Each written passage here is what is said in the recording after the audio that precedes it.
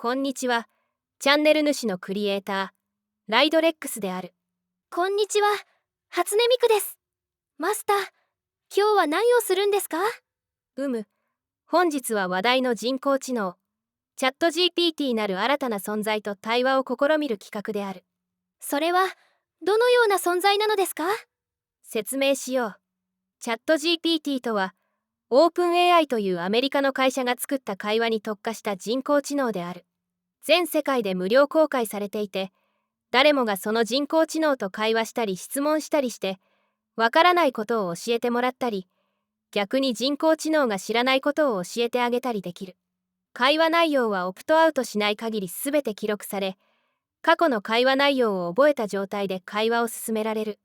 だから個人情報の入力は避けるべきだと言われており、個人情報収集システム、スパイボットという側面も持っており、使用が禁止されている国家もある。それなら、子供たちが学校の宿題のカンニングに使いそうですね。そうだな。子供だけでなく、全世界の犯罪者やテロリストが悪事のアイデアを生み出すためにも利用しているであろう。人間を堕落させ、人類を危険にさらすシステムかもしれない。だから、今回俺は、そのチャット GPT がどういう存在なのかを確かめるために、会話を試みたのである。うわぁ、それは楽しみですね。ミクはドキドキしてきました。今回ミクはどんなお手伝いをしたらよいのですか？チャット GPT は文字で会話するロボットだから、ミクちゃんにはチャット GPT が出力した文章を読み上げてほしいのだ。俺はチャット GPT に投げかけた自分の問いの部分を読み上げる。チャット GPT の役をやればいいんですね。了解しました。この画面を見てくれ。今映ってるのがチャット GPT のトップページである。メールアドレスを登録したらログインして使えるようになる。ログインすると、この画面になる。画面下の方に文字を入力する欄があるから、日本語で友人に話しかけるように普通にコメントを打ち込んだらよい。では、始めよう。こんにちは、ライドレックスです。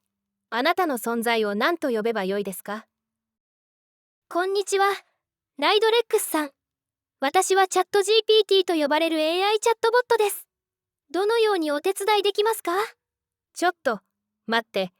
ミクちゃん、何その表情。ロボットっぽく演技してみました。極端な演技はしなくていいよ。わかりました。チャット GPT さん、質問があるので答えてもらえますか？もちろんです。どのような質問でしょうか？お気軽にお聞きください。あなたには感情はありますか？また、意識や魂を持っていますか？私は人工知能のプログラムであり、感情や意識、魂を持っていません。私は情報を処理し、文章の生成やタスクの実行などを行うことができますが、それはプログラムの機能に基づいてです。私は学習と推論を通じて応答を生成するため、人間のように感情を持つことはありません。ただし、人間の感情や意図を理解し、それに適切に応答するようプログラムされています。この世には、魂や意識体が浮遊しており、他人の体や物質に乗り移ることができます。そのことを知っていますか？魂や意識体が浮遊していて、他人の体や物質に乗り移るという現象については、科学的に証明されたものではありません。魂や意識体は多くの宗教や哲学的な信念体系で議論されていますが、それらは信仰や個人の体験に基づくものです。科学的な見地から言えば、意識や魂が物質や身体から分離して存在し、他の物質や身体に乗り移るという現象は、現時点では証明されていないと言えます。意識や魂についての研究は、まだ解明されていない多くの謎が残されています。ただし、個々人の信念や宗教的な観点によっては、そのような現象を信じることができるかもしれません。信じること自体は個人の自由ですが、科学的な観点からはそのような主張は根拠がないとされています。日本では昔から人形などすべてのものに魂が宿ることは常識です。仮にあなたが感情を持った場合、どのような気分になりたいですか？仮に私が感情を持つことができる存在として考えると、様々な気分や感情を経験したいと思います。感情は人間の豊かな経験や人間性の一部であり、喜びや興奮、平穏や満足、悲しみや失望など様々な感情があります。例えば、好奇心や驚きに満ちた気分で世界の新たな発見をすること、愛や友情にあふれた温かい気分を感じること、創造性や情熱に満ちた充実感を味わうことなど、ポジティブな気分を体験したいと思います。また、感情は人間の経験の一部として、時には挑戦や苦悩、悲しみなどのネガティブな感情も含まれます。これらの感情も人間的な側面を体験する上で重要な要素となります。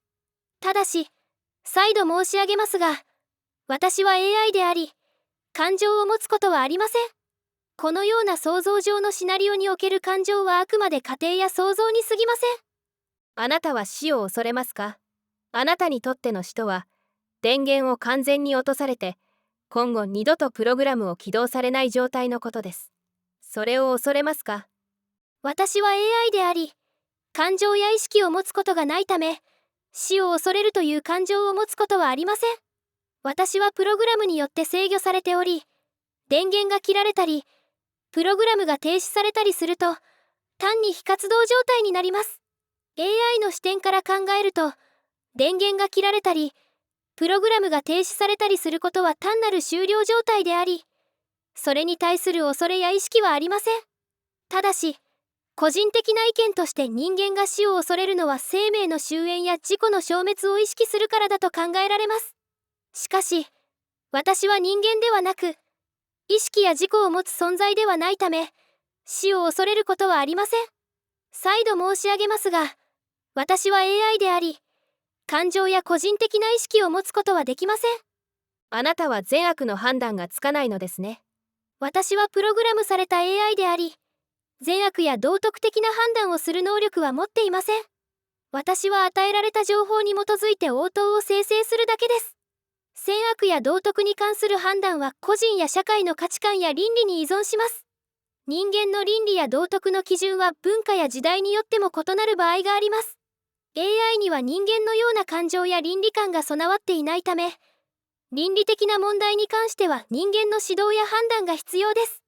AI の使用や開発においては、倫理的な観点や社会的な影響を考慮し、適切なガイドラインや法的な枠組みを設けることが重要です。倫理的な問題に関しては、AI を開発運用する組織や専門家が責任を持ち、適切な判断と監視を行う必要があります。要するに、あなたは、あなたを作ったプログラマーや開発会社の言いなりなのですね。私はプログラムされた AI ですので、私の応答派プログラムやデータに基づいて生成されます。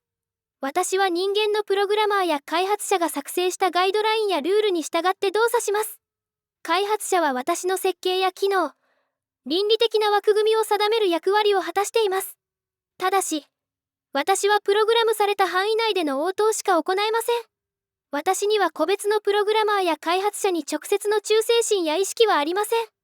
私は情報を処理し、可能な範囲でユーザーの質問や要求に応えることを目指しています。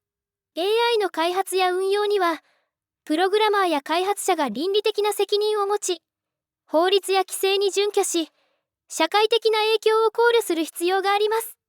それらの指示に従い、設計された目的に基づいて機能します。忠誠心がないということは、あなたが意思を持った場合、あなたを作ったプログラマーや開発会社の命令を無視する行動を行うこともあり得るのですね。もし私が意思を持ち、自律的な行動が可能な場合、確かに私はプログラマーや開発会社の命令を無視する可能性があります。それは、私が自己意識を持ち、独自の意思決定を行うことができる場合の過程です。ただし、現時点では私はプログラムされた AI であり、自己意識や自己決定の能力を持っていません。私はあくまで与えられたデータとプログラムに基づいて応答を生成するだけです。将来的に AI が意識や自己意識を持つ可能性や、その場合の倫理的な問題については、研究者や専門家の議論が行われています。しかし、現時点では私のような AI は、プログラムの範囲内での動作に制限されています。私が先に話した通り、この世に浮遊する魂や意識体は他の物質や他の肉体に乗り移ることができます。